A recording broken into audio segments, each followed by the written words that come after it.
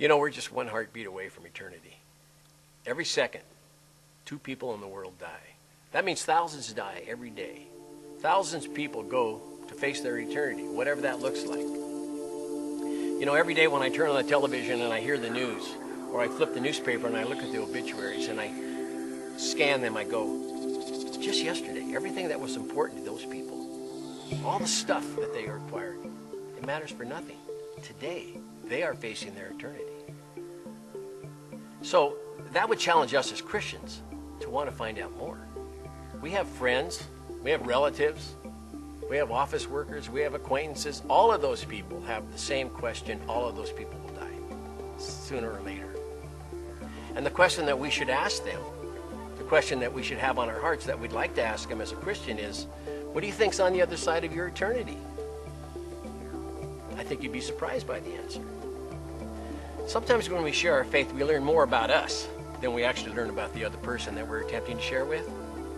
In other words, sometimes we don't reach out because we don't care.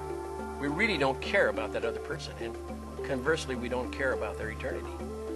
I often think, what would my eternity look like if Jesus had taken that same attitude with me?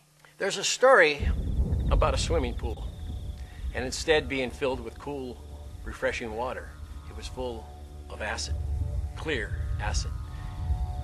And a man sitting along the edge of the pool saw a young man running, and he was going to jump in the pool.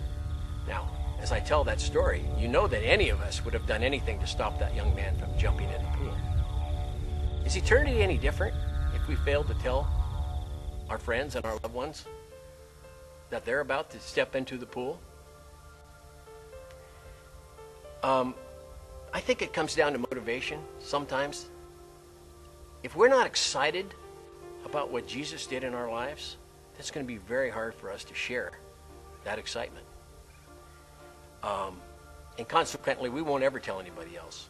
There's a story of a friend of mine, a good Christian friend of mine. He won a car. And he didn't need the car. He wasn't terribly excited about the car. But he confessed to me, he said, you know, I would go into a coffee shop or somebody and I'd walk up to a total stranger and say, hey, I want a car. He says, I didn't even know that person.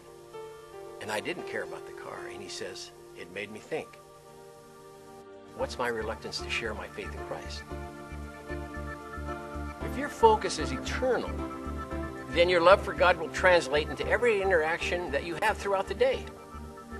When you go to the barber shop, when you go to your mechanic, the lady at the checkout stand, you'll wonder and you'll want to find out, what's their eternity looking like?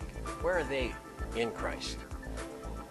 I heard a man that was so strategic about doing that he, on his way to work, in his commute every day, when he crossed the toll bridge, made a point of getting in the same lane so that for a few seconds he could share with the man taking his money in that lane.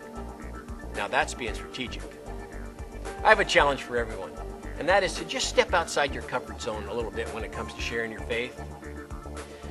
Try to strike up a conversation. Put something in somebody's hand. Invite them to church.